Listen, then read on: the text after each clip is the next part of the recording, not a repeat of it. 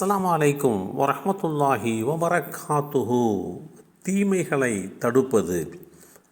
அல்லாஹுடைய தூதர் ஸல்லல்லாஹு அலைஹி வஸல்லம் அவர்கள் கூறினார்கள், எனது உயிர் எவன் கைவசம் இருக்கிறதோ அவன் மீது ஆணையாக, நிச்சயமாக நீங்கள் நன்மையை ஏவி தீமையை தடுக்கவும், அவ்வாறு நீங்கள் செய்யாவிட்டால் அல்லாஹ்வின் தண்டனை உங்களை வந்தடையக்கூடும்.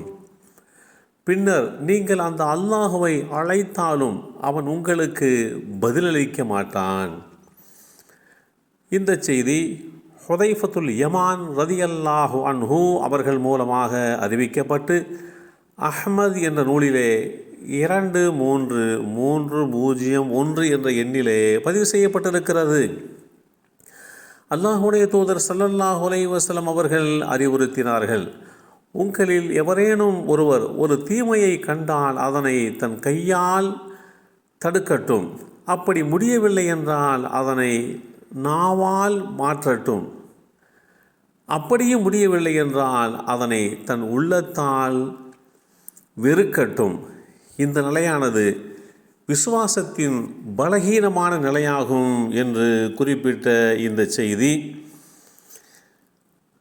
அபூ சயீத் அல் குத்ரி ரதியல்லாஹு அன்ஹு அவர்கள் மூலமாக அறிவிக்கப்பட்டு அஹ்மத் என்ற நூலிலே 11460 என்ற எண்ணிலே பதிவு செய்யப்பட்டிருக்கிறது. ஒரு தீமை நடக்கிறது, ஒரு தப்பு நடக்கிறது, அதை யார் செய்கிறார்களோ அவர்களை செய்யாதீர்கள் என்று நாம் தடுக்க முற்பட வேண்டும். கையால் அந்த தீமையை செய்ய விடாமல் நாம் தடுக்க வேண்டும். அது இல்லாத பட்சத்தில், முடியாத பட்சத்தில் நாவால் சொல்லி, இது தவறான காரியம், இது பாவமான காரியம், இது தப்பான காரியம், இது தீமையான காரியம், இதை செய்யக்கூடாது என்று அவருக்கு நாவால் அறிவுறுத்த வேண்டும். அதையும் அவர் கேட்க மாட்டார் என்கின்ற நிலை வருகின்ற போது நம்முடைய உள்ளத்தால் அந்த தவறை வெறுக்க வேண்டும். அப்படி தவறு நடக்கக்கூடிய இடத்திற்கு நாம் செல்லாமல் இருக்க வேண்டும். எந்த வழிகளிலே நாம் நம்மை நடத்தினால் அந்த தீமையை தடுக்க முடியுமோ அப்படிப்பட்ட ஒரு நிலைப்பாட்டை கையிலே எடுத்துக்கொண்டு மனதால் வெறுத்து அது தீமை நடைபெறுகின்ற பகுதி என்று நம்முடைய உள்ளத்தால் அந்த தீமையை வெறுக்கின்ற அந்த நிலைப்பாட்டை வெளிப்படுத்தி காட்ட வேண்டும் என்று இஸ்லாம் வலியுறுத்தி காட்டுகிறது. எவரும் எதையும் செய்யட்டும் என்று சிலர்கள் அலட்சியமாக இருப்பதற்கிறது. இது ஒரு முறையான செயல்பாடு அல்ல. சமூகம் என்று சொன்னால், ஒரு சமுதாயம் என்று சொன்னால் நன்மையும் நடக்கும், தீமையும் நடக்கும்.